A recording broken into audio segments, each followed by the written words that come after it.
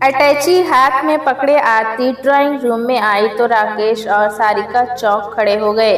माँ, अटैची में क्या है? राकेश ने माथे पर बल डालकर पूछा। फिक्र मत कर, इसमें तेरी बहू के जेवर नहीं, बस मेरा कुछ जरूरी सामान है। आरती ने उखड़े लहजे में जवाब दिया। माँ, किस बात पर गुस्सा हो? अपने बेटे के इस प्रश्न का आरती ने कोई जवाब नहीं दिया तो राकेश ने अपनी पत्नी की तरफ प्रश्न सूचक निगाहों से देखा। नहीं, मैंने मम्मी से कोई झगड़ा नहीं किया है। सारिका ने फौरन सफाई दी, लेकिन तभी कुछ याद करके वो बेचैन नजर आने लगी। राकेश खामोश रहकर सारिका के आगे बोलने का इंतजार करने लगा। बात कुछ खास नहीं थी। मम्मी जी फ्रिज से कल दूध निकाल रही थी। मैंने बस ये कहा था कि सुबह कहीं मोहित के लिए दूध कम ना पड़ जाए। कल चाय कई बार बनी। मुझे कतई एहसास नहीं हुआ कि उस छोटी सी बात का मम्मी जी इतना बुरा मान जाएंगी। अपनी बात खत्म करने तक सारिका चिढ़ का शिकार बन गई। माँ, क्या सारिका से नाराज हो? राकेश ने आरती को मनाने के लिए अपना लहजा कोमल कर लिया। मैं इस वक्त कुछ भी कहने सुनने के मूड में नहीं हूँ। तू मुझे राजनगर तक का रिक्शा ला दे बस। आरती की नाराजगी उनकी आवाज में अब साफ झलक उठी। क्या आप अंजलि दीदी के घर जा रही हो? हाँ, बेटी के घर अटैची लेकर रहने जा रही हो? राकेश ने बड़ी हैरानी से पूछा। जब इकलौते बेटे के घर में विधवा माँ को मान सम्मान से जीना नसीब ना हो तो वो बेटी के घर रह सकती है।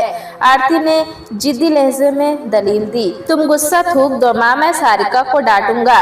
नहीं, मेरे सब्र का घड़ा भर चुका है। मैं किसी हाल में नहीं रुकूंगी। कुछ और बातें भी क्या तुम्हें परेशान और दुखी कर रही हैं? अरे, एक दो नहीं बल्कि दसियों बातें हैं। आरती अचानक फट पड़ी। मैं तेरे घर की इज्जतदार बुजुर्ग सदस्य नहीं बल्कि आया और मेहरी बनकर रह गई हूँ।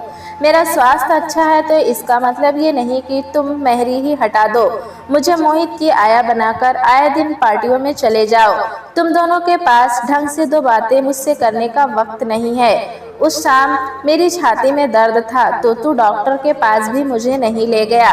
माँ, तुम्हें बस एसिडिटी थी जो डाइजिन खाकर ठीक भी हो गई थी। अरे, अगर दिल का दौरा पड़ने का दर्द होता तो तेरी डाइजिन क्या करती? तुम दोनों के लिए अपना आराम, अपनी मौज मस्ती मेरे सुख दुख का ध्यान रखने से कहीं ज्यादा महत्वपूर्ण है। मेरी तो मेरी, तुम दोनों को बेचारे मोहित की भी फिक्र नहीं। अरे, बच्चे की सारी जिम्मेदारियां दादी पर डालने वाले तुम जैसे लापरवाह माता पिता शायद ही दूसरे होंगे। आरती ने बेझिझक उन्हें खरी खोटी सुना दी। मम्मी जी, हम इतने बुरे नहीं हैं जितने आप बता रही हो। मुझे लगता है कि आज आप तिल का ताड़ बनाने पर आमादा हो। सारिका ने बुरा सा मुंह बनाकर कहा। अच्छे हो या बुरे, अब अपनी घर गृहस्थी तुम दोनों को ही संभालना है। मैं आया का इंतजाम कर लूं, फिर आप चली जाना। जब तक आया न मिले तुम ऑफिस से छुट्टी ले लेना। मोहित खेलकर लौट आया तो मुझे जाते देखकर रोएगा। चल, रिक्शा करा दे मुझे। आरती ने सूटकेस राकेश को पकड़ाया और अजीब सी अकड़ के साथ बाहर की तरफ चल पड़ी। पता नहीं माँ को अचानक क्या हो गया है। ये जिद्दी इतनी है कि अब किसी की कोई बात नहीं सुनेंगी। बड़बड़ाता हुआ राकेश अटैची उठाकर अपनी माँ के पीछे पीछे चल पड़ा। परेशान सारिका को नई आया का इंतजाम करने के लिए अपनी पड़ोसियों की मदद चाहिए थी। वो उनके घरों के फोन नंबर याद करते हुए फोन की तरफ बढ़ चली। करीब आधे घंटे के बाद आरती अपने दामाद संजीव के घर में बैठी हुई थी। अपनी बेटी अंजलि और संजीव के पूछने पर उन्होंने वही सब दुखड़े उनको भी सुना दिए जो कुछ देर पहले अपने बेटे बहू को सुनाए थे। आप वहाँ खुश नहीं है, इसका कभी एहसास नहीं हुआ मुझे? सारी बातें सुनकर संजीव ने आश्चर्य व्यक्त किया। अपने दिल के जख्म जल्दी से किसी को दिखाना मेरी आदत नहीं है संजीव। जब पानी सिर के ऊपर हो गया तभी अटैची लेकर निकली हूँ। आरती का गला रूठ गया। मम्मी, ये भी आपका ही घर है। आपका जब तक दिल करे यहाँ रहें। सोनू और प्रिया नानी का साथ पाकर बहुत खुश होंगे। संजीव ने मुस्कुराते हुए उन्हें अपने घर में रुकने का निमंत्रण दे दिया। यहाँ बेटी के घर में रुकना मुझे अच्छा नहीं लगता। माँ, बेकार की बातें मत करो। अंजलि ने प्यार से आरती को डपट दिया। बेटा बेटी में यूं अंतर करने का समय अब नहीं रहा। जब तक मैं उस नालायक राकेश की अकल ठिकाने न लगा दूं तब तक तुम आराम से यहाँ रहो। बेटी, आराम करने के चक्कर में फंसकर ही तो मैंने अपनी यह दुर्गति कराई है। अब आराम नहीं, मैं कुछ काम करूंगी। आरती ने दृढ़ स्वर में मन ही मन इच्छा जाहिर की। मम्मी, इस उम्र में क्या काम करोगी आप, और काम करने के झंझट में क्यों फंसना चाहती हो? संजीव परेशान नजर आने लगा। काम मैं वही करूंगी जो मुझे आता है। आरती बेहद गंभीर हो उठी। जब अंजलि के पापा इस दुनिया से अकस्मात चले गए तब ये 8 और राकेश 6 साल का था। मैं ससुराल में नहीं रही क्योंकि मुझ विधवा के उस संयुक्त परिवार में नौकरानी सी हैसियत थी। अपने आत्मसम्मान को बचाए रखने के लिए मैंने ससुराल छोड़ दिया। दिन में बढ़िया पापड़ बनाती और रात को कपड़े सिलती। आज फिर मैं सम्मान से जीना चाहती हूँ। अपने बेटे बहू के सामने हाथ नहीं फैलाऊंगी। कल सुबह अंजलि मुझे लेकर शीला के पास चलेगी। ये शीला कौन है? संजीव ने उत्सुकता दर्शाई। मेरी बहुत पुरानी सहेली है। उसने बढ़िया पापड़ बनाने का लघु उद्योग कायम कर रखा है। वो मुझे भी काम देगी। अगर रहने का इंतजाम भी उसने कर दिया तो मैं यहाँ नहीं रहूँगी। नहीं माँ, तुम यहीं रहोगी। जिस घर में तुम्हारे बेटा बहू ठाठ से रह रहे हैं वो घर आज भी तुम्हारे नाम है। अगर बेघर होकर किसी को धक्के खाने की ज़रूरत है तो वो तुम नहीं, वे होंगे। तू इतना गुस्सा मत कर बेटी। अब मैं काम करना शुरू करके आत्मनिर्भर हो जाऊंगी तो सब ठीक हो जाएगा। मुझे तुम पर गर्व है माँ। आरती के गले लगकर अंजलि ने अपने पति को बताया। मुझे वो समय आज भी याद है जब माँ अपना सुख चैन भुलाकर दिन रात मेहनत करती थी। हमें ढंग से पाल पोस कर काबिलियत बनाने की धुन हमेशा इनके सिर पर सवार रहती थी। आज राकेश बैंक ऑफिसर और मैं पोस्ट ग्रेजुएट हूँ तो ये माँ की ही मेहनत का ही फल है। लानत है राकेश पर जो आज वो माँ की उचित देखभाल नहीं कर रहा है। मेरी यह बेटी भी कम नहीं हिम्मती है संजीव। आरती ने स्नेह से अंजलि का सिर सहलाया। पापड़ बढ़िया बनाने में ये मेरा पूरा हाथ बटाती थी। पढ़ने में हमेशा अच्छी रही। मेरा बुरा वक्त ना होता तो जरूर डॉक्टर बनती मेरी गुड़िया। आप दोनों बैठकर बातें करो, मैं जरा एक बीमार दोस्त का हालचाल पूछने जा रहा हूँ। मम्मी, आप यहाँ रुकने में जरा सी भी हिचक महसूस न करें। राकेश और सारिका को मैं समझाऊंगा तो सब ठीक हो जाएगा। संजीव उनके बीच से उठकर अपने कमरे में चला गया। कुछ देर बाद वह तैयार होकर बाहर चला गया। उसके बदन से आ रही इत्र की खुशबू को अंजलि ने तो नहीं पर आरती ने जरूर नोट किया। कौन सा दोस्त बीमार है संजीव का? आरती ने अपने स्वर को सामान्य रखते हुए अंजलि से पूछा। मुझे पता नहीं माँ। बेटी, पति के दोस्तों की, उसके ऑफिस की गतिविधियों की जानकारी हर समझदार पत्नी को रखनी चाहिए। माँ, 2 बच्चों को संभालने में मैं इतनी व्यस्त रहती हूँ कि इन बातों के लिए फुर्सत नहीं है बचती मेरे पास। अपने लिए वक्त निकाला कर, बन सवर कर रहा कर। कुछ समय वहाँ से बचा कर संजीव को खुश करने के लिए लगाएगी तो उसे अच्छा लगेगा। मैं जैसी हूँ उन्हें बेहद पसंद हूँ माँ। तुम मेरी फिक्र ना करो। और ये बताओ कि क्या कल सुबह तुम सचमुच शीला आंटी के पास काम मांगने जाओगी?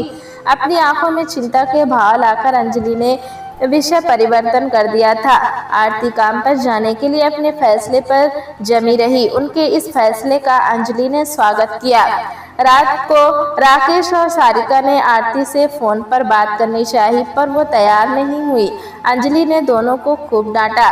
सारिका ने उसकी डांट खामोश रहकर सुनी पर राकेश ने इतना जरूर कहा, माँ ने कभी पहले शिकायत का एक शब्द भी मुंह से निकाला होता तो मैं जरूर कार्रवाई करता। मुझे सपना तो नहीं आने वाला था कि वो घर में दुख और परेशानी के साथ रह रही हैं। उन्हें घर छोड़ने से पहले हमसे बात करनी चाहिए थी। अंजलि ने जब इस बारे में माँ से सवाल किया तो वो नींद आने की बात कह सोने चली गई। उनके सोने का इंतजाम सोनू और प्रिया के कमरे में किया गया था। उन दोनों बच्चों ने नानी से पहले एक कहानी सुनी और फिर लिपट कर सो गए।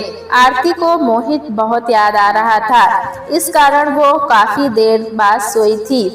अगले दिन बच्चों को स्कूल और संजीव को ऑफिस भेजने के बाद अंजलि माँ के साथ शीला से मिलने जाने के लिए घर से निकली थी।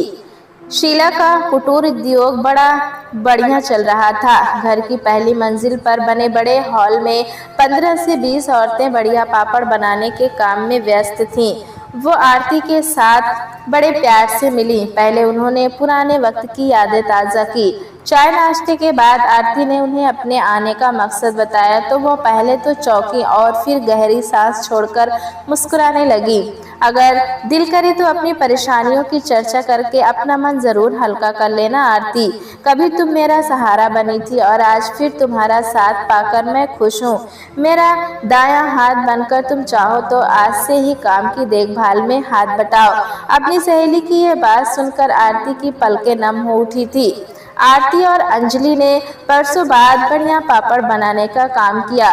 उन दोनों की कुशलता जल्दी ही लौट आई। बहुत मजा आ रहा था दोनों को काम करने में। कब लंच का समय हो गया उन्हें पता ही नहीं चला। अंजलि घर लौट गई क्योंकि बच्चों के स्कूल से लौटने का समय हो रहा था। आरती को शीला ने अपने साथ खाना खिलाया। आरती शाम को घर लौटी तो बहुत खुश थी। संजीव को उन्होंने अपने उस दिन के अनुभव बड़े जोश के साथ सुनाए। रात को 8 बजे के करीब राकेश और सारिका मोहित को साथ लेकर वहां आ पहुंचे। उनको देखकर अंजलि का पारा 7वें आसमान पर चढ़ गया। बड़ी कठिनाई से संजीव और आरती उसके गुस्से को शांत कर पाए। चुप होते हुए भी अंजलि ने अपने भाई व भाभी को खूब खरी खोटी सुना दी थी। माँ, अब घर चलो, इस उम्र में और हमारे होते हुए तुम्हें काम पर जाने की कोई ज़रूरत नहीं है। दुनिया की नज़रों में हमें शर्मिंदा कराकर तुम्हें क्या मिलेगा? राकेश बोला। मैं इस बारे में कुछ नहीं कहना सुनना चाहती हूँ। तुम लोग चाय पियो, तब तक मैं मोहित से बातें कर लूं। आरती ने अपने 5 वर्षीय पोते को गोद में उठाया और ड्राइंग रूम से उठकर बच्चों के कमरे में चली आई। मम्मी अभी गुस्से में हैं, कुछ दिनों के बाद उन्हें समझा बुझाकर हम भेज देंगे। संजीव ने उन्हें आश्वासन दिया।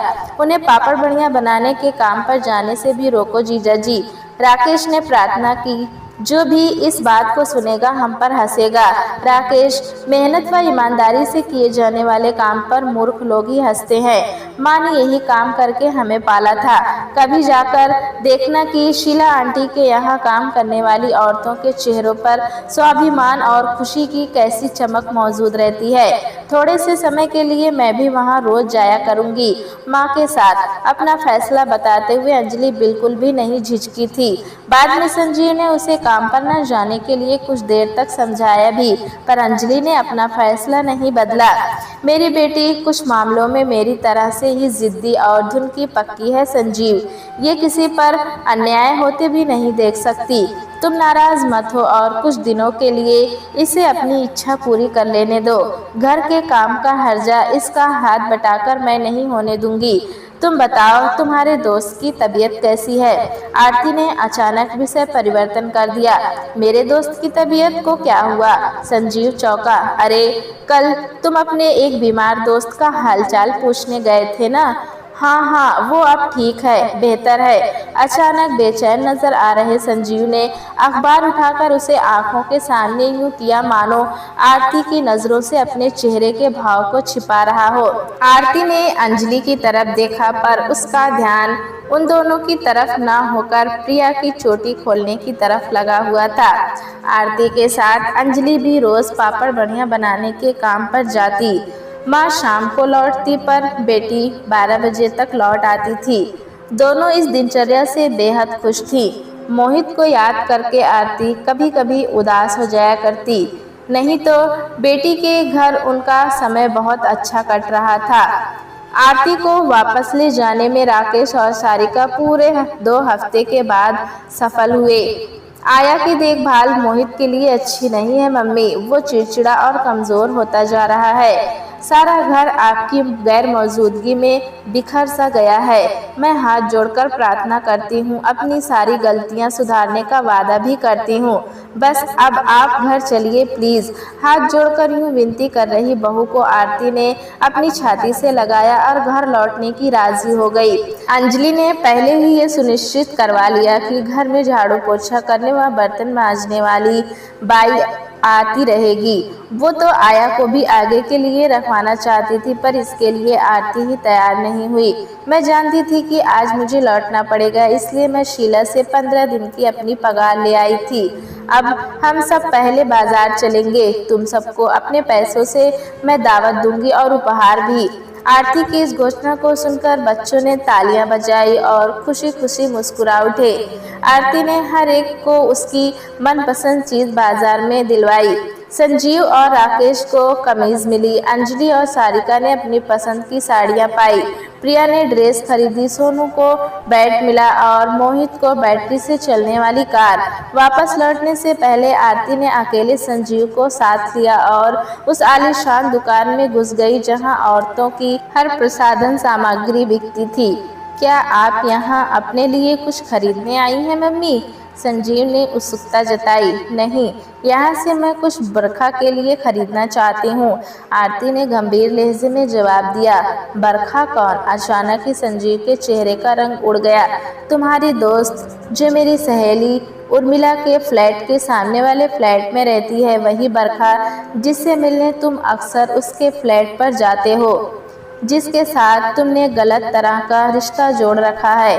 मम्मी, ऐसी कोई बात नहीं है। संजीव प्लीज झूठ बोलने की कोशिश मत करो और मेरी ये चेतावनी ध्यान से सुनो। आरती ने उसकी आंखों में आंखें डालकर सख्त स्वर में बोलना शुरू किया। अंजलि तुम्हारे प्रति, घर व बच्चों के प्रति पूरी तरह से समर्पित है। पिछले दिनों में तुम्हें इस बात का अंदाजा हो गया होगा कि वो अन्याय के सामने चुप नहीं रह सकती।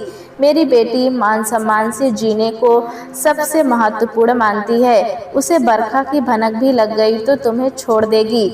मेरी बेटी सूखी रोटी खा लेगी पर जिएगी इज्जत से। जैसे मैंने बनाया वैसे ही वो भी पापड़ बढ़िया बनाकर अपने बच्चों को काबिल बना लेगी।